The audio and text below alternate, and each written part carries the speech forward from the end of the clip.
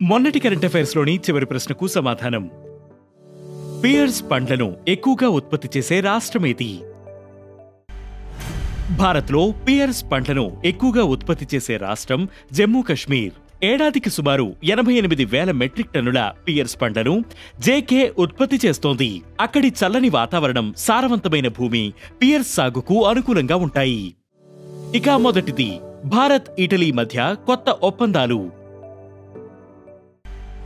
భారతదేశం ఇటలీ మధ్య ద్వైపాక్షిక సంబంధాలు మరింతగా బలపడ్డాయి.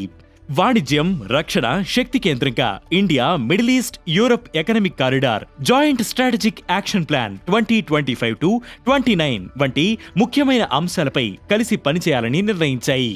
ఇటలీ ఉప ప్రధాని, విదేశాంగ మంత్రి తజానీ ఇటీవల భారత్కు వచ్చినప్పుడు ఈ ఒప్పందాలు కుదిరాయి.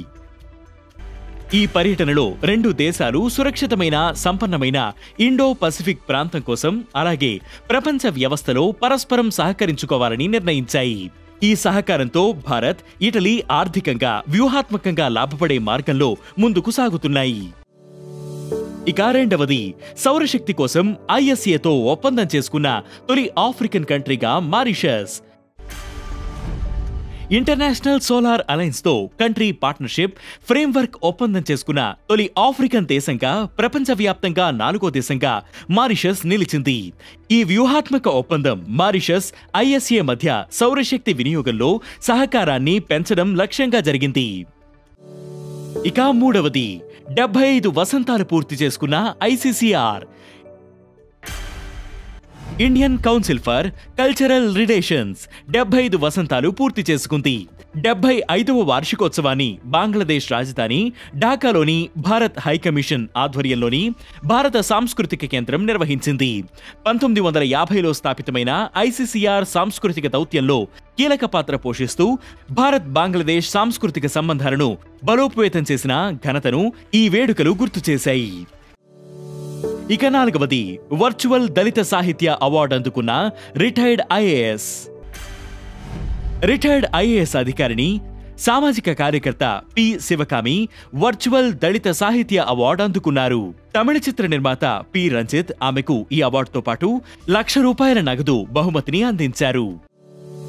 ఇక ఐదవది, ఆర్చరీ వరల్డ్ కప్ 2025లో భారత్కు సిల్వర్ మెడల్. భారతదేశ రికర్వ్ పురుషుల ఆర్చరీ జట్టు ధీరజ్ బొమ్మదేవర దాస్, తరుణదీప్ రాయ్ త్రయం ఆర్చరీ వరల్డ్ కప్ 2025 సీజన్ను అద్భుతంగా ప్రారంభించింది. అమెరికాలోని ఫ్లోరిడా అబర్న్డేల్లో జరిగిన స్టేజ్ 1లో ఈ జట్టు సిల్వర్ మెడల్ సాధించింది. ప్రపంచ ర్యాంకింగ్స్ లో 2వ స్థానంలో ఉన్న భారత జట్టు ఫైనల్లో 3వ సీడ్గా ఉన్న చైనా చేతిలో 1-5 స్కోరుతో పరాజయం పాలైనప్పటికీ సెమీఫైనల్స్ లో 8వ సీడ్గా ఉన్న స్పెయిన్ ను 2-6 తేడాతో ఓడించి తమ సత్తా చాటింది. ఇక ఈరోజు కరెంట్ అఫైర్స్ క్వశ్చన్, ఇండియాలో తొలి జాతీయ డాల్ఫిన్ రీసెర్చ్ సెంటర్ ఎక్కడ ఉంది? ఈ ప్రశ్నకు సమాధానం మీరే కామెంట్ చేయండి.